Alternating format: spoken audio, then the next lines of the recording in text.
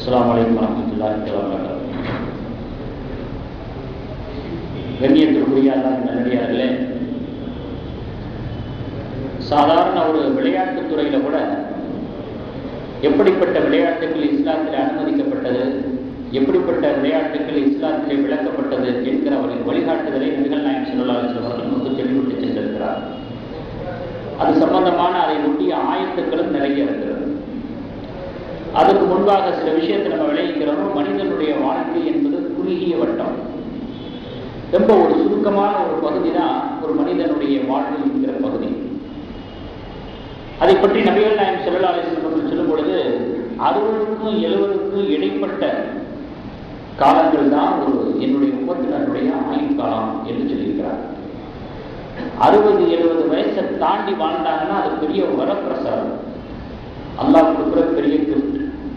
Maximum பெரும்பாலும் 60-70க்கு இடைப்பட்ட காலம் தான் என்னுடைய உம்மத்தினருடைய ஆயுள் காலம் என்பதாக நபிகள் நாயகம் ஸல்லல்லாஹு அலைஹி வஸல்லம் சொல்லியிருக்கிறார். அப்போ ஏன் இப்பெல்லாம் பார்த்தீங்கன்னா கேன்சரு, சுகரு, அது இதுன்னு சொல்லி ஹார்ட் அட்டாக்னா ஒரு 30-35லே 40-50லே எல்லாரும் நிறைய உயிர் சேதங்கள் ஆகிருக்கு. புள்ளி விவரங்கள் பெரிய ஒரு அதிர்ச்சியை தரக்கூடியதாக இருக்கிறது. ஒரு இளமை காலத்தில் உள்ள வப்பாத்து ரொம்ப அதிகமாக இந்த காலத்தில் இருந்துருக்கு. காரணம் அதுக்கு மனிதனுடைய தவறான நடவடிக்கைகள் தான் அதுக்கு காரணம். லாத்துக்கூர் ஐந்திக்கும் இல்லை தவறுக்கா, உங்களை நீங்களே அழித்துக் கொள்ளாதீர்கள் நல்லா சொல்றோம். லாத்துக்கூர் ஐந்திக்கும் இல்லை தவறுக்கா, உங்களை நீங்களே அழிச்சுக்காதீங்க, அழிவின் பக்கம் உங்களுடைய கரங்களை போடாதீங்க அப்படின்னு நல்லா சொல்றான். லஹரல் பசாதுக்குள் பர்திவல் பஹரிமா கசபத் ஐந்தின்னா, கடலிலேயும் திடலிலேயும் எந்த ஒரு ஆபத்து மனிதனுக்கு ஏற்பட்டாலும் அதுக்கு அவன் தான் காரணம் அப்படின்னு நல்லா ஆயத்தில் சொல்றான். அப்போ இந்த சாப்பாடு விஷயத்துல, மற்ற சுற்றுச்சூழல்களை மாசுபடுத்துற விஷயத்துல மனிதனுடைய தவறுகள் நிறைய இருக்குது. அதனால இப்படிப்பட்ட ஒரு கோர விபத்துக்கள், அதிர்ச்சியான தகவல்கள் இன்னைக்கு நம்ம நிறைய பார்க்க முடியும். ஆக பெரும்பாலும் என்னுடைய உம்மத்துல ஆயுள் காலம் என்பது 60-70க்கு இடைப்பட்ட காலம் என்று பெருமானார் ஸல்லல்லாஹு அலைஹி வஸல்லம் சொல்லியிருக்கிறார். அதனால மனிதனுடைய வாழ்க்கை என்ன ஆகுதுன்னு கேட்டீங்கன்னா, மெழுகுவர்த்தி உருகி போறது மாதிரி இந்த வாழ்க்கை போய்கிட்டே இருக்குது நான் ஸ்டாப். யாருக்காக வேண்டியும் அது நிற்கிறது இல்லை, யாருக்காக வேண்டியும் அதை எதிர்பார்க்கிறது இல்லை. ஒவ்வொரு நாளும் கழிய அதனுடைய ஆயுள் பகுதி குறைஞ்சிக்கிட்டே போகுது அப்படிங்கிறத நம்ம கண்கூடாக உணர்வுபூர்வமாக அறிஞ்சிட்டு வரோம். இப்படி உருகி போகக்கூடிய இந்த வாழ்க்கை பகுதி மற்றவர்களுக்கு பயன் தரக்கூடியதாக அமையணுங்கிறது தான் மனிதனுடைய இலக்கு. எப்படி மெழுகுவர்த்தி தன்னையே உருக்கி கொண்டாலும் கூட அடுத்தவர்களுக்கு பிரகாசத்தை கொடுத்து பயனளிக்கிறது, அதே மாதிரி நம்முடைய வாழ்க்கை பகுதியை மெழுகுவர்த்தியை கூட பிறருக்கு பயன் தரக்கூடிய ரீதியில் அமைக்கணுங்கிறது தான் இஸ்லாத்தினுடைய இலக்கு. ஒரு சூரா 103வது அத்தியாயம் அல்லாஹ் அந்த சூறாவில் சொல்றான், அசுர் காலத்தின் மீது சத்தியமாக, இன்னல் இன்சான லபீ ஹுஸ்ர், அனைத்து மனிதனும் நஷ்டத்துல தான் இருக்கான். 4 பேர்களை தவிர, இல்லல்லதீன ஆமனு, நம்பிக்கை இறை நம்பிக்கையாளர்கள், வஅமிலு ஸாலிஹாத்தி, நற்செயலாளர்கள், நற்கர்மங்கள் புரியக்கூடிய நற்செயலாளர்கள், வதவாஸௌ பில் ஹக், மக்களிடத்திலே உண்மையை உரைத்து நிற்பவர்கள், வதவாஸௌ பிஸ் ஸப்ர், துன்பம் துயரங்களின் பொழுது மக்களிடத்திலே பொறுமையை மேற்கொள்பவர்கள், பொறுமையோடு நடந்து கொள்பவர்கள். ஆக இறை நம்பிக்கையாளர்கள், நற்செயலாளர்கள், உண்மையை உரைத்து நிலைத்து நிற்பவர்கள், கடைசியில் என்ன, துன்பம் துயரங்களுடைய சமயத்திலே மக்களிடத்திலே கலந்துரவாடி பொறுமையை மேற்கொள்பவர்கள். இந்த 4 குணங்களை கொண்ட 4 நபர்களை தவிர மற்ற அனைத்து மனிதர்களும் நஷ்டவார்கள் என்பதாக அல்லாஹ் இந்த சூறாவிலே சொல்லி காட்டுகிறார். நம்முடைய வாழ்க்கையில நம்ம எப்படிப்பட்ட ஒரு உணர்வை பெற வேண்டும் அப்படின்னு சொன்னா, ஒரு ஐஸ் வியாபாரி, ஐஸ் கரைஞ்சிக்கிட்டே போகுது, விற்பனை ஆக மாட்டேங்குது. வியாபாரம் ஆகாத ஒரு சூழ்நிலையில் ஐஸை பார்க்கிறாரு, கரைஞ்சிக்கிட்டு போய்கிட்டே இருக்கு. கரைய அவருக்கு நஷ்டம், பரிதவிக்கிறாரு, குடிக்கிறாரு, கவலைப்படுறாரு. காசாகாம, பணமாகாம, வியாபாரம் ஆகாம முதல்ல அழிஞ்சுக்கிட்டு போகுதே, கரைஞ்சிக்கிட்டு போகுதே, துடியா துடிப்பாரு ஒரு ஐஸ்வியா. என் ஃப்ரிட்ஜில் வைக்க வேண்டியதானே அப்படின்னு கேட்காதீங்க. ஒரு உதாரணத்துக்கு சொல்றேன். அந்த காலத்துல இந்த ஃப்ரிட்ஜா இருந்துச்சு, ஒரு உதாரணத்துக்கு விளங்குறதுக்கு அந்த மாதிரி கேள்விலாம் கேட்பாங்க, ஃப்ரிட்ஜ் இல்லையோ அப்படின்னு. அப்போ அவர் துடியா துடிப்பார், ஐஸ் கரைஞ்சிக்கிட்டு போகுது. இப்படிப்பட்ட உணர்வை நாம் பெற வேண்டும். அதான உண்மை. ஒவ்வொரு நாளும் கழிஞ்சுக்கிட்டு இருக்குது. நம்ம நினைச்சுக்கிட்டு இருக்கிறோம் என்னமோ 100 வருஷத்துக்கு வாழ போற மாதிரி, 80 வருஷம். ஏன் நபி ஸல்லல்லாஹு அலைஹி வஸல்லம் அவர்கள் சொன்ன அந்த வயசான 70 வயசு வரைக்குமே வாழுங்கிற நிச்சயம் இருக்குதா? 4 வரைக்கும் உயிரோட இருப்போங்கிற நிச்சயம் இருக்குதா? அப்போ இப்போ நம்ம வந்து ஒரு மாசத்துக்கு இருக்கோம்னு வச்சுக்கோங்களேன். உதாரணத்துக்கு எல்லாம் பாதுகாக்கணும், நீடித்த ஆயுளை கொடுப்பாங்க. அப்போ 1 மாசம் தான் நம்ம உயிரோட வாழ போறோம் அப்படிங்கிறது முன்கூட்டியே தெரிஞ்சிருச்சு வச்சுங்களேன். அப்போ ஒவ்வொரு நாளும் எப்படி இருக்கும்? டாக்டரே துக்கமான செய்தியை சொல்லிடுறானே, கையை வச்சிடுறானே பாருங்க. மரணத்தினுடைய ஒரு பயம் முகத்தில் தெரியும். நீ நல்லா கவனிச்சு பாருங்க. அது மாதிரியான ஒரு நல்லா பாதுகாக்கணும். இது போன்ற ஒரு நோய்களிலிருந்தும் வியாதிகளிலிருந்தும் ஒரு அதிர்ச்சியான செய்திகளை கேள்விப்பதிலிருந்து எல்லாத்திலும் அனைவரையும் பாதுகாக்க அருள்பிடிப்பானாங்க. அந்த மாதிரி ஒரு செய்தியை சொல்லிட்ட உடனே அவங்களுடைய சிரிச்சா கூட அது செயற்கையாக தான் இருக்கும். உளப்பூர்வமான சிரிப்பா இருக்காது. சந்தர்ப்ப சூழ்நிலையினால சிரிக்க வேண்டிய ஒரு நிலை ஏற்பட்டால் கூட அந்த இயல்பான இயற்கையான யதார்த்தமான சிரிப்பாக இருக்காது முகத்தில். மரணத்தினுடைய பயம் அப்படி முகத்தில் தொற்றிக்கொள்ளும். ஏன்னா நீங்க மரணத்தை நோக்கி போய்கிட்டு இருக்கிறீங்க அப்படிங்கிறது மருத்துவருடைய ஸ்டேட்மெண்ட், மருத்துவருடைய ரிப்போர்ட். கழியக்கூடிய ஒவ்வொரு நாளும் கசப்பாக. இப்படி ஒரு சூழ்நிலையில நம்முடைய வாழ்க்கையினுடைய ஒவ்வொரு நாளும் கழிந்து கொண்டிருக்கிறது, போய்கிட்டு இருக்குது அப்படின்னு சொன்னா, அப்ப அந்த ஒவ்வொரு நாட்களையும் இவ்வளவு விவேச்சனமாக கழிக்க நாம் கடமைப்பட்டிருக்கிறோம். அப்படிங்கிற கழிக்க வேண்டும் என்ற ஒரு கவலை நமக்கு உண்டாகும். ஆனா அப்படி இல்லை. நம்முடைய வாழ்க்கையினுடைய மொத்த தொகுப்பை எடுத்து பார்த்தோம்னா அதுல நிறைய பக்கங்கள் பயன் பெற்றதை விட பால்படுத்தினது தான் அதிகம். வாழ்க்கையினுடைய ஒரு புத்தக தொகுப்புனே வச்சுங்களேன். நம்முடைய வாழ்க்கையினுடைய மொத்த நாட்களை அதிகமான பக்கங்களை புரட்டி பார்க்க பயன் பெற்றதை விட பால்படுத்தினது தான் அதிகம். ரொம்ப கவலையான விஷயம் இல்லையா? அதுதான் நல்லா சொல்றான். இந்த இன்சான் அல்லது மனிதர்கள் எல்லாமே நஷ்டத்தில் தான் இருக்கிறாங்க. இந்த 4 குணங்களை கொண்ட 4 கேரக்டர்களை கொண்ட அவர்களை தவிர என்பதாக சொல்றோம். அதனால நம்முடைய வாழ்க்கையை விளையாட்டாக கழிச்சுக்கிட்டு இருக்கிறோம், ஏனாதாரம் கழிச்சுக்கிட்டு இருக்கிறோம், வீணான முறையில விரைவு பண்ணிக்கிட்டு இருக்கிறோம் நம்முடைய நாட்கள். நான் ஓசியில கொடுத்த எதுவுமே அதனுடைய அருமை தெரியாதுங்க. ஓசியில கொடுத்தா ஃப்ரீயா கிடைச்சா அதனுடைய அருமை தெரியாது. கஷ்டப்பட்டு சிரமப்பட்டு தியாகப்பட்டு அர்ப்பணிச்சு ஒரு பேருக்கு தான் அதனுடைய மதிப்பு தெரியும். எல்லாம் நம்முடைய வாழ்க்கையில நாட்களை கொடுத்துருக்குறான், காலத்தை கொடுத்துருக்குறான், நேரத்தை கொடுத்துருக்குறான். விழிமதிக்க முடியாது. காலம் பொன் போன்றதுன்னு சொல்லுவாங்க. பொண்ணை விட மேலானது காலம். பொன் போன்றதல்ல, பொண்ணை விட மேலானது. அதனால அதனுடைய அருமை தெரியாம வீணான காரியங்களையும் வீணான விஷயங்களையும் நம்முடைய வயதை வந்து வீணாக்கி கொண்டிருக்கிறோம்.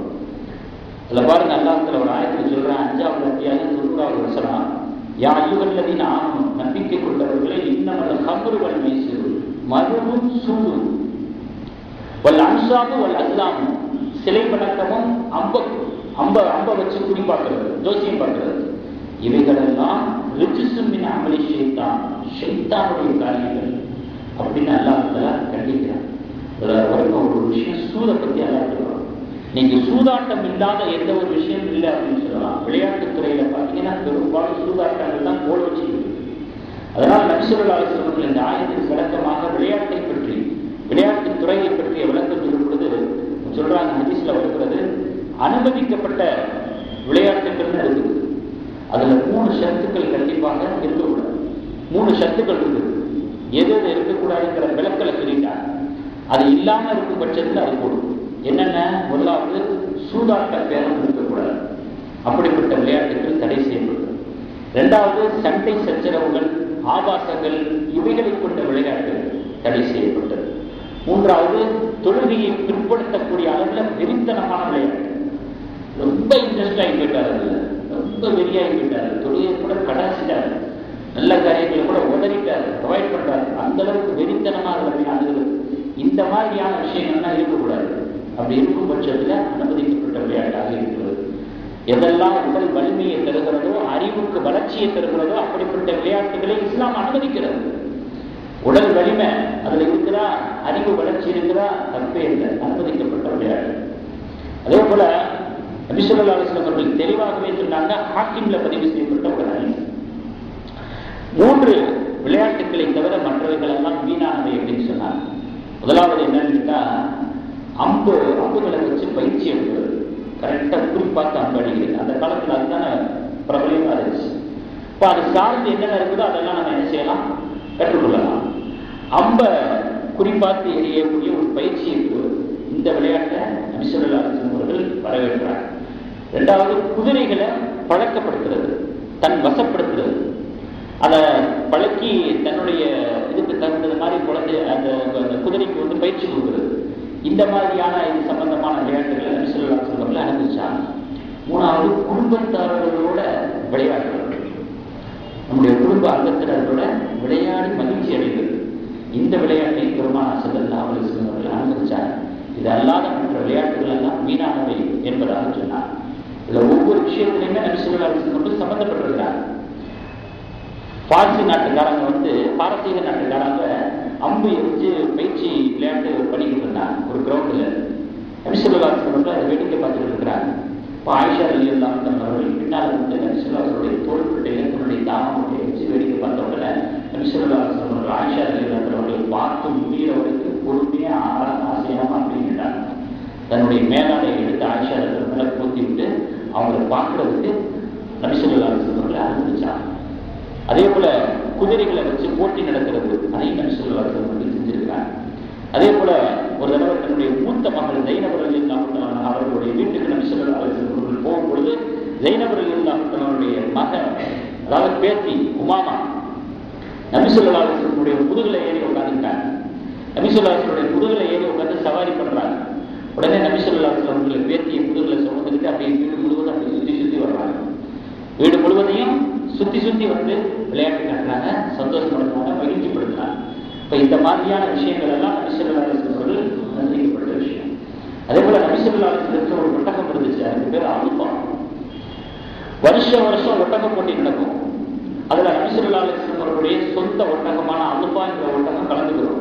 அதுதான் வெற்றி பெறும், வருஷம் வெற்றி பெறும். ஒரு தடவை ஒரு கிராமவாசி ஒரு ஒட்டகத்தை கொண்டு வந்தார். எப்பொழுது போல அந்த வருஷத்தினுடைய ஒட்டக பந்தயம் நடந்துச்சு. அந்த கிராமவாசியினுடைய ஒட்டகம் ஜெயிச்சிருச்சு. சஹாபாக்களுக்கெல்லாம் கவலை, கிருஷ்ணனுடைய ஒட்டகத்தை கிராமவாசியினுடைய ஒட்டகம் வெற்றி பெற்றுச்சு, தோற்கடிச்சிருச்சு. சஹாபாக்கள் கவலைப்படுறாங்க.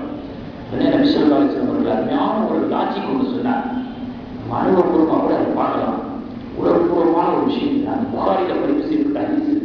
என்ன சொல்றாங்க அப்படின்னு சொன்னா, தொடர்ச்சியாக உயர்ந்த நிலையில இருக்கக்கூடிய ஒன்றை ஒரு நாள் அல்லாஹ் தஆலா வீழ்த்தாமல் விட மாட்டான். இது உலகத்தினுடைய நியதி என்பதாக சொன்னார். தொடர்ச்சியாக உயர்ந்த நிலையில உச்ச நிலையில இருந்து கொண்டே இருக்கக்கூடிய ஒன்றை என்றைக்காவது ஒரு நாள் அல்லாஹ் வீழ்த்துவான். எதுவாக இருந்தாலும் சரி, இது ஒரு லாஜிக், இது உலக நியதி என்பதாக பெருமானார் ஸல்லல்லாஹு அலைஹி வஸல்லம் சொன்னார். அதனால தான் சொல்லப்படுது, நம்ம வாழ்க்கையில உயர உயர அதிகமா பயப்படணும், அண்டகனாகக்கூடாது. செல்வத்தில் உயர்ந்தாலும் சரி, திறமையில உயர்ந்தாலும் சரி, பிரபலத்தில் உயர்ந்தாலும் சரி, பதவியில உயர்ந்தாலும் சரி, மற்ற அல்லாஹ் நமக்குன்னு தனிப்பட்ட முறையில் என்னென்ன ஆற்றல்கள் கொடுத்துருக்கிறானோ அவைகள் எல்லாம் வச்சு வாழ்க்கையில அப்படி உயர உயர போயிட்டே இருக்கிறோம். அப்படியே மண்டபம் உயர்ந்துடக்கூடாது, பயப்படணும். என்னைக்காவது ஒரு நாளைக்கு நம்ம கீழே விழுக போறோம், என்னைக்காவது ஒரு நாளைக்கு தன்னுடைய நிலைக்கு எதிரான ஒரு துக்க செய்தியை கேட்க போறோம். அது எப்பங்கிறது தெரியல, பயப்படணும். நான் அல்லாவுடைய வாக்கு, அது ரசூலுல்லாஹ்வுடைய வாக்கு இல்லையாது. அல்லாஹ் இதை ஒரு உலக நியதியாக வச்சிருக்கிறான். அதனால நம்ம தான், நம்மளை மிஞ்சி யாரும் இல்லை, நம்மளை ஓவர்டேக் பண்ற யாரும் இல்லை. உடல் வலிமை உள்ளவராக இருந்தாலும் சரி, உள்ள வலிமை உள்ளவராக இருந்தாலும் சரி, அறிவு பலம் உள்ளவராக இருந்தாலும் சரி, படிப்பு திறமை உள்ளவராக இருந்தாலும் சரி, விளையாட்டுல திறம் பெற்றவராக இருந்தாலும் சரி, என்னைக்காவது ஒரு நாளைக்கு அவரையும் மிஞ்சி ஒரு ஆள் வருவான், மூக்க உடப்பான் அப்படிங்கிற ஒரு அச்சம் இருக்கணும். அல்லாஹ் ஆயத்துல சொல்றாங்க, போக்க துள்ளினி இடைமின்னலி, ஒவ்வொரு அறிவாளிக்கு மேல ஒரு அறிவாளி இருக்கிறான். நபி ஸல்லல்லாஹு அலைஹி வஸல்லம் அவர்கள் இப்படி சொல்றாங்க, அல்லாஹ் இப்படி சொல்றான், இந்த உலகத்துல ஒவ்வொரு அறிவாளிக்கும் மேல ஒரு அறிவாளி இருக்கிறான். என்ன மாதிரி ஒரு அறிவாளி இந்த உலகத்துல யாருமே கிடையாது. சொல்ல முடியுமா? ஒரு புத்தகத்தை எழுதிவிட்டு இந்த புத்தகத்துல எந்த தப்பும் இல்லை, தப்பு இருந்தா சுட்டி காட்டுங்க பார்க்கலாம், சவால் விட முடியுமா? குர்ஆன் மட்டும்தான் சவால் விடுவதற்கான தகுதியை பெற்றது. அது எந்த பெட்டகத்திற்கு அந்த தகுதி இல்லை. அதே மாதிரிதான் மூசா அலைஹிஸ்ஸலாம் அவர்களுக்கு சின்ன லேசா என்ன வந்துருச்சு, நம்மதான் அறிவாளிவோ அப்படின்னு. அந்த சம்பவம் உங்களுக்கு தெரியுமா? யாரை போய் பார்க்க சொல்லி அல்லா சொல்லுவான், ஹிதர் அலைஹிஸ்ஸலாம் அவங்கள போய் பார்க்க சொல்லி, அது ஒரு பெரிய சம்பவம், அது குர்ஆன்லயே வரக்கூடிய சம்பவம். ஆக யாரும் தன்னை மிஞ்சி வர முடியாது, ஓவர்டேக் பண்ண முடியாது அப்படிங்கிறதாக நினைக்கக்கூடாது. நபி ஸல்லல்லாஹு அலைஹி வஸல்லம் அவர்கள் ஒரு சகாபாக்கள் கவலைப்படக்கூடிய சமயத்தில் ஒரு லாஜிக்கான ஒரு விஷயத்தை சொல்றார். உயர்ந்து கொண்டே இருக்கக்கூடிய ஒன்றை ஒரு நாள் வீழ்த்தாமல் நல்லா விடமான புகாரி ஷரீஃபில் பதிவு செய்திருக்கிறார். அதே போல போட்டியினுடைய சமயத்துல சரியான ஆற்றல் உள்ளவர், தேர்வாளர், வெற்றி பெற்றவர், இவருக்கு பரிசு கொடுக்கிறது தப்பே கிடையாது. ஆனால் சூதாட்ட முறையில பரிசு பெறுவது, பணம் பெறுவது என்பது அது தடை செய்யப்பட்ட, தடுக்கப்பட்ட விஷயம். அந்த சூதாட்டம் மட்டும் இல்ல, அந்த சூதாட்டம் சம்பந்தப்பட்ட விளையாட்டை தடை செய்யப்பட்ட விஷயம். ஏன்னா தோற்று போனவருடைய பணத்தை அபகரிச்சு இன்னொருத்தர் வாங்குறாரு, எந்த உழைப்பும் இல்லாம முயற்சியும் இல்லாம. அதுதான் அல்லாமல் ஆயத்தில் சொல்றான், நம்மளோட கம்புருவல் மேசு மதுவும் சூதுவும் ரிஜுசுமின் அமளி ஷைத்தான், ஷைத்தானுடைய அமளியத்தான ஒரு நஜீஸ் என்பதாக அல்ல சொல்லி காட்டுகிறார். அதே போல வேறு சில விளையாட்டுகளை நம்ம எடுத்துக்கிட்டோம்னா, திருமதி ஷரீஃபில் பதிவு செய்யப்பட்ட ஒரு ஹதீஸ், மிருகங்களுக்கு மத்தியில போட்டி வைக்கக்கூடாது, சண்டை போட வச்சு மிருகங்களுக்கு மத்தியில சண்டையிட வச்சு வேடிக்கை பார்க்கிறது, போட்டி வைக்கிறது, இது கூடாது என்பதாக நபி ஸல்லல்லாஹு அலைஹி வஸல்லம் சொல்லியிருக்கிறார். அதனால கோழி சண்டை, எருது சண்டை, மாட்டு சண்டை, ஆட்டு சண்டை இவைகளெல்லாம் தடை செய்யப்பட்ட விஷயங்களாக இருக்கிறது என்பதை நான் நினைவு கொள்கிறேன். அதே போல இதர விளையாட்டுகளான ஹாக்கி, கைப்பந்து, கால்பந்து, இறகுப்பந்து, மட்டைப்பந்து, மட்டைப்பந்து இந்த மாதிரியான விளையாட்டுகளை பொறுத்தளவு இஸ்லாத்தினுடைய நிலைப்பாடு என்ன அப்படின்னு சொன்னா, உடலுக்கு நல்ல ஆற்றலை தருகிறதா, சுறுசுறுப்பை தருகிறதா, அதுல உடல் ரீதியான ஒரு ஆரோக்கியத்திற்கு இடப்பாடான ஒரு விளையாட்டாக இருக்கிறதா, அப்படி இருக்கும் பட்சத்துல மேலே சொல்லப்பட்ட அந்த நிபந்தனைகளுக்கு உட்பட்டு இருந்தால், என்ன மேலே சொன்ன 3 நிபந்தனைகள், சூதாட்ட பேரம் இருக்கக்கூடாது, ஆபாச சண்டை சச்சரவு இந்த மாதிரி விஷயங்கள் இருக்கக்கூடாது, தொழுகையை பிற்படுத்தக்கூடிய அளவுக்கு அல்லது தொழுகையை விடக்கூடிய அளவுக்கு வெறித்தனம் இருக்கக்கூடாது. இந்த மாதிரி நிபந்தனைகளுக்கு உட்பட்டு இருக்கும் பட்சத்திலே உடலுக்கு ஆற்றலையும் வலிமையும் தரும், அறிவுக்கு நல்ல வளர்ச்சியை தரும் என்கிற பயன்பாடு இருக்கும் பட்சத்திலே அது போன்ற விளையாட்டுகள் இஸ்லாத்தில் அனுமதிக்கப்பட்ட விஷயம். ஆனால் கிரிக்கெட்டை பொறுத்தளவுல நம்முடைய இந்த நாட்டில், நம்முடைய இந்த சமூக சூழல்ல இந்த கிரிக்கெட்டை பொறுத்தளவுல என்ன அப்படின்னு சொன்னா, பள்ளிக்கூடங்களாக இருந்தாலும் சரி, கல்லூரிகளாக இருந்தாலும் சரி, தொழில்கூடங்களாக இருந்தாலும் சரி, பொது இடங்களாக இருந்தாலும் சரி, எப்ப பார்த்தாலும் கிரிக்கெட்டை பத்தியே பேசிக்கிறது, கிரிக்கெட்டுடைய வீரர்களை பத்தியே பேசிக்கிட்டு இருக்கிறது, அவங்களையே புகழ்ந்து தள்ளிக்கிட்டு இருக்கிறதா பெரிய உத்தமைய மாதிரி. அதே போல விளையாட்டு தான் உலகம் அப்படிங்கிற மாதிரியே மீன் செட் ஆகி போச்சு. சின்ன பிள்ளை முதற்கொண்டு விளையாட்டு அந்த கிரிக்கெட்டை பத்தி தான் பேசுது. இது ரொம்ப சிந்தனையை அபகரிக்கக்கூடிய, சிந்தனையினுடைய ஒரு வலிமையை அபகரிக்கக்கூடிய ஒரு மோசமான ஒரு நிலை. அதனால இது சுய பரிசீலனை செய்யக்கூடிய ஒரு விஷயமா இருக்கிறது. ஆரம்பத்தில் ஆன்மீக காலம்னு ஒன்று இருந்துச்சு, அதுக்கு பிறகு அறிவியல் காலம் வந்துச்சு, இப்ப விளையாட்டு காலம் ஆகிவிட்டதோ என்று சொல்லக்கூடிய அளவுக்கு எப்ப பார்த்தாலும் விளையாட்டை பற்றியே பேசுறது, விளையாட்டான விஷயங்களை பற்றிய அதில் தீவிரமாக சிந்தனை செய்து கொள்வது. இப்படி ஒரு நிலை இருக்கும் பொழுது அதை நான் தவிர்த்துக் கொள்வது அவசியமாக இருக்கிறது. இந்த கிரிக்கெட்டை பொறுத்தளவில் மட்டும் ஏன்னு சொன்னா, இப்போ டோட்டலாகவே விளையாட்டுத்துறை ஒரு சூதாட்ட களமாகவே ஆகிடுச்சு, ஒரு தொழில் மாதிரி பார்க்கப்படுகிறது, ஒரு சூதாட்டம் கோலச்சக்கூடிய ஒரு துறையாக பார்க்கப்படுகிறது. இப்படிப்பட்ட ஒரு சூழ்நிலையில எப்படிலாம் அதுல சூதாட்டம் இருக்குதுன்னா, விளம்பரத்துல கேட்ச் பிடிச்சாலும் காசு, விளையாட்டுல கேட்ச தவற விட்டாலும் காசு, அப்படி ஆகி போச்சு சூதாட்டம். பணத்தை வாங்கிக்கிட்டு வேணுன்னே கேட்ச தவற வரலாம், அப்படி பண்ணாலும் காசு. விளம்பரத்துல வர்றான், கேட்ச் பிடிக்கிறான், கரெக்டா பிடிச்சிடான், அதுவும் காசு. கேட்ச் பிடிச்சாலும் காசு, கேட்ச தவற விட்டாலும் காசு. அந்த அளவுக்கு சூதாட்டம் வியாபித்து போன ஒரு துறை தான் விளையாட்டுத்துறை. அப்படிப்பட்ட விளையாட்டுல சிந்தனையை செலுத்தி கொண்டு அதில் தீவிரமாக அதில் ஈடுபட்டு கொண்டு நம்முடைய எதிர்கால நல்ல கனவுகளை, எதிர்கால நல்ல நிலைமைகளை நாம் வழிபடுத்தி விடக்கூடாது. ஏன்னால் அதை பற்றிய அச்சப்பாடு ஆசிரியர்களுக்கும் பெற்றோர்களுக்கும் வந்துருச்சு. பொழுதன்னைக்கு விளையாட்டுனே இருக்கிறானே, என்ன ஆக போதோ தெரியலையே அப்படின்னு அவர்கள் அச்சப்படக்கூடிய ஒரு நிலையில் இருக்கும் பட்சத்தில் அதை இளைஞர்கள் எதிர்காலத்திலே தவிர்த்துக் கொள்வதுதான் தார்மீக கடமை என்பதை இந்த ஹதீஸ் ஆயத்தின் மூலமாக நம்ம விளக்க முடியுது. அதே போல குழந்தைகளை பொறுத்தவரை அதுதான் கேம் விளையாடுறது, மற்ற இந்த பொம்மை படம், கார்ட்டூன் சம்பந்தம், இதுல அதிகமான நேரங்களை ஸ்பெண்ட் பண்றது, அதிலேயே ரொம்ப தீவிரமாக பார்க்க விடுறது, இதையும் தடுக்கிறது பெற்றோர்கள் மீது கடமையாக இருக்கிறது. பெண்களை பொறுத்தளவுல விளையாட்டுல ஈடுபடலாம், ஆனால் அரைகுறை ஆடையோட, ஆரம்பத்தில் சொன்ன மாதிரி அரைகுறை ஆடையோட ஆண்களுக்கு முன்பாக விளையாடுவது என்பது தடை செய்யப்பட்ட விஷயம். அது ஹிஜாபினுடைய சட்டத்தை கொச்சைப்படுத்துவதாக ஆகிறது. அதனால இந்த மாதிரி ஒரு ஷரத்துகளுக்கு உட்பட்டு அல்லாஹ் ரசூலுடைய வழிகாட்டுதலுக்கு உட்பட்டு நம்முடைய விளையாட்டுகளை அமைத்துக் கொள்வோமையானால் அதுல எந்த விதமான பிரச்சனையும் இல்லை. ஏன் நீச்சல் தெரிஞ்சுக்கிறது கூட சுன்னத். அந்த அளவுக்கு விளையாட்டுக்கு இஸ்லாம் முக்கியத்துவம் கொடுக்குது. பெருமானார் ஸல்லல்லாஹு அலைஹி வஸல்லம் அவர்களுக்கு நீச்சல் தெரியும். சஹாபாக்களோட நீச்சல் வச்சிருக்கிறாங்க. ஒரு தடவை குளத்துல இருந்து குளிக்கும் பொழுது அவரவர்களுக்கு யாருக்கு மீது பிரியமோ அவர்களை போய் கட்டிப்பிடிச்சுங்க அப்படின்னு சொல்றாங்க. அப்படி சொல்லும் பொழுது ஒவ்வொருத்தவங்களும் தனக்கு பிரியமான தோழரை கட்டிப்பிடிச்சுக்கிறாங்க. நபி ஸல்லல்லாஹு அலைஹி வஸல்லம் அவர்கள் வேகமா நீச்சல் அடிச்சு போய் அபூபக்கர் சித்திக்ல தன்னுடைய கழுத்தோட கழுத்தை கட்டிப்பிடிச்சுக்கிறாங்க. இவர் தான் என்னுடைய தோழர், இவர் தான் என்னுடைய உயிர் தோழர், நெருங்கிய நண்பர் அப்படின்னு கட்டிப்பிடிச்சுக்கிறாங்க. இப்போ நீச்சல் தெரிஞ்சுக்கிறது கூட சுன்னத். அந்த அளவுக்கு இஸ்லாம் விளையாட்டு சம்பந்தப்பட்ட விஷயத்துல விசாலமான ஒரு அங்கீகாரத்தையும் அனுமதியும் தருகிறது. ஆனால் அது மனிதனுடைய அறிவு வளர்ச்சியை பாதிக்கும் என்று சொன்னால், ஆரோக்கியத்தை பாதிக்கும் என்று சொன்னால், சுறுசுறுப்பை பாதிக்கும் என்று சொன்னால், மற்ற வேறு விதமான நேரங்களை வீணடிப்பதை போன்று நிலையை ஏற்படுத்துமையானால் அப்பொழுதுதான் இஸ்லாம் குறிப்பிட்டு தடை விதிக்கும் என்பதை இதன் மூலமாக நாம் தெரிந்து கொள்ள வேண்டும். வல்ல ரஹ்மான் குர்ஆன் ஹதீஸினுடைய ஒளியிலே நம்முடைய அனைத்து சிந்தனைகளையும், செயல்பாடுகளையும், பழக்க வழக்கங்களையும், நடவடிக்கைகளையும், அனுஷ்டானங்களையும் அமைத்து